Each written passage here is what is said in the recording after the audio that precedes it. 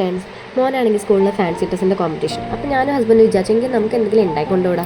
അങ്ങനെ ഞങ്ങൾ YouTube refer ചെയ്തിട്ട് കോക്കനട്ട് ഉണ്ടാക്കാമെന്ന് വിചാരിച്ചു. അപ്പോൾ അതിന് വേണ്ടിയിട്ട് ഹസ്ബൻഡ് ഇന്നലെ തന്നെ ചാർട്ടൊക്കെ കട്ട് ചെയ്ത് പെയിൻറ്റൊക്കെ അടിച്ച് ഒന്ന് വരച്ച് സെറ്റാക്കി വെച്ചിട്ടുണ്ട്. ഞാനിനി അതിലേക്കുള്ള ബാക്കി മിനുക്ക് പണികളിലേക്ക് നടക്കാൻ പോകും കേട്ടോ. അതിനൊരു കോക്കനട്ട് ആക്കണ്ടേ, ഒത്തിരിച്ചില്ലെങ്കിലും നമ്മളെ കൊണ്ടൊന്ന് പറ്റാവുന്നത് സെറ്റാക്കിയിട്ടുണ്ട്. അങ്ങനെ അത് പെയിൻറ്റൊക്കെ എടുത്തതൊക്കെ ഉണങ്ങിയിട്ടുണ്ട്. അപ്പോൾ അതിന് വേണ്ടിയിട്ട് ചകിരിയും എല്ലാം കളക്ട് ചെയ്ത് ഓൾറെഡി വെച്ചായിരുന്നു. ഇതിന് ഏറ്റവും നല്ലത് ഗ്ലൂ ഗണ്ണാണ് കേട്ടോ. നമ്മുടെ കയ്യിൽ ഗ്ലൂ ഗൺ ഇല്ലാത്തതുകൊണ്ട് ഞാൻ ഫെവിക്കോളിൻ്റെ പശയാണ് ഉപയോഗിച്ചിരിക്കുന്നത്. പക്ഷേ അത് കുറച്ച് ടഫായിരുന്നു നമുക്ക് ഒട്ടിക്കാൻ വേണ്ടിയിട്ട്. പിന്നെ ഞാൻ ചകിരിയെല്ലാം കട്ട് ചെയ്ത് ലെവൽ ചെയ്ത് ഒട്ടിക്കുകയാണ്. അത് നമ്മൾ ഒട്ടിക്കണം. ഒട്ടിച്ചിട്ട് പിന്നെ വെളുത്ത് ഉണങ്ങാൻ വെക്കണം. അത് ഒട്ടിക്കുന്നതിന് മുമ്പ് ബാക്കിൽ 2 ഹോൾ ഇട്ട് കൊടുത്തിട്ട് ഞാൻ അവിടെ ഒരു ടാഗ് സെറ്റ് ചെയ്തിട്ടുണ്ട്. കാരണം ബാക്കിലേക്ക് നമുക്ക് കെട്ടി വെക്കാൻ വേണ്ടിയിട്ട്. പിന്നെ കുറച്ചുകൂടി നല്ല കട്ടികൾ എപ്പോഴാണെങ്കിൽ അതായിരിക്കുന്നില്ല. അപ്പോൾ ഏകദേശം നമ്മുടെ കോക്കനട്ടിൻ്റെ ഫ്രണ്ട് പോർഷൻ എല്ലാം കഴിഞ്ഞ് കംപ്ലീറ്റ് ആയിട്ടുണ്ട്. നമുക്കിതൊന്ന് ഉണങ്ങാൻ വെക്കാം.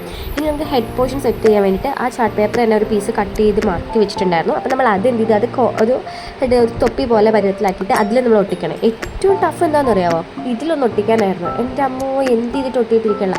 ലാസ്റ്റ് എന്തൊക്കെയോ കാണിച്ച് ഒട്ടിച്ചത് വെയിലത്ത് വെച്ച് ഉണക്കിയൊക്കെ എടുത്തു. അപ്പോൾ ഇതാണ് നമ്മുടെ ഫൈനൽ ലുക്ക്. ഇതാണ് നമ്മുടെ കോക്കനട്ട്, കുട്ടി കോക്കനട്ട്. എങ്കിലും നമ്മളുണ്ടാക്കിയത് നമ്മുടെ മോന് ഫാൻസി ഡ്രസ് കൊടുക്കുമ്പോൾ അതൊരു സന്തോഷമല്ലേ. മുഴുവനും അങ്ങോട്ട് ശരിയായില്ലെങ്കിലും അത്യാവശ്യമൊക്കെ ശരിയായിട്ടുണ്ടെന്ന് വിചാരിക്കുന്നു. Anyway, thank you for watching my video.